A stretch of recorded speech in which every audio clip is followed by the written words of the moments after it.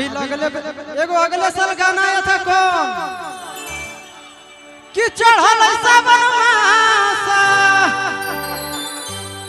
आ छोड़ी दे कैलाश के फेरा गे आ चल शिव जी के डेरा। अपना वो प्रेमिका से लड़का कह रहा है कि छोड़ो ना पढ़ाई लिखाई, चल भोला बाबा के नगरी में बिना पढ़ले पास हो जाइए चल। तो लड़का कहता है कि चढ़ल सावन मासा आ छोड़ी दे कैलाश के फेरा गे चल शिव जी के डेरा। अखिलैबो देवा घर के नाम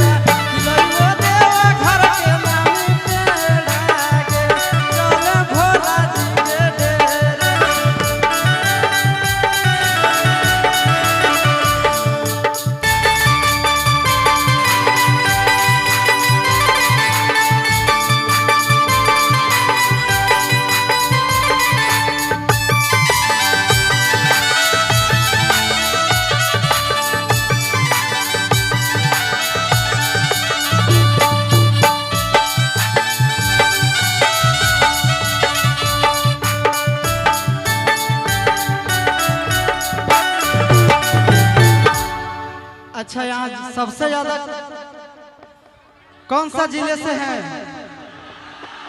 बांका, जमुई। सभी युवाओं से आग्रह है, सभी लोग शांति बनाकर रखेंगे। एक आग्रह निवेदन, पूरी कार्यक्रम ये धार्मिक और आध्यात्मिक है, इसलिए युवा भाई से निवेदन है कि थोड़ी से दूर दूर हट जाएंगे, मंच से थोड़ा दूर रहेंगे। धन्यवाद।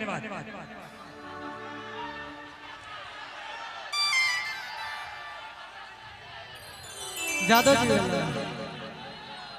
अच्छा ठीक। ओके भाई ओके। क्या हुआ, ज्यादा परेशानी है क्या? देख न रे कैसे तो हो रहा है।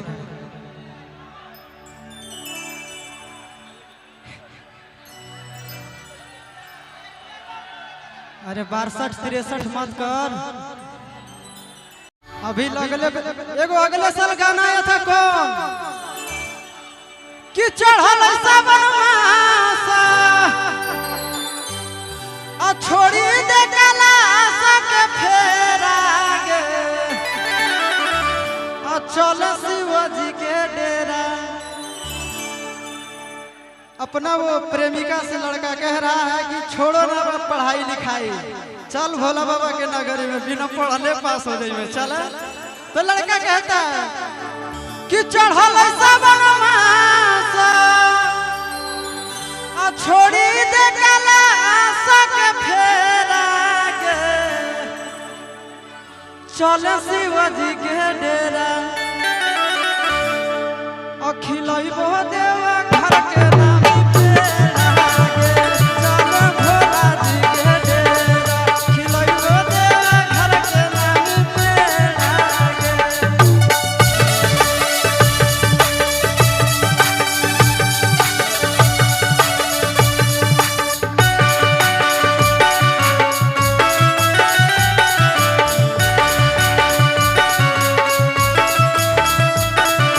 चढ़ल सावन मासा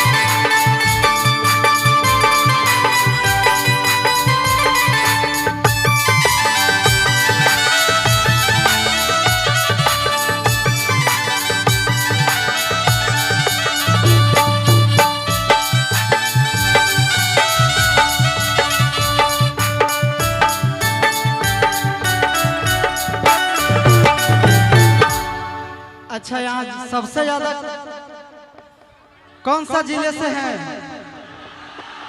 बांका, जमुई।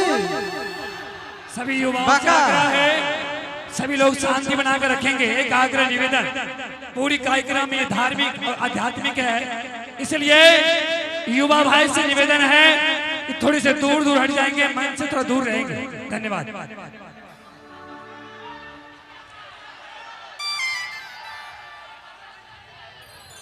जादव जी, अच्छा ठीक। ओके भाई, ओके। क्या हुआ, ज्यादा परेशानी है क्या? देख न रे कैसे तो हो रहा है।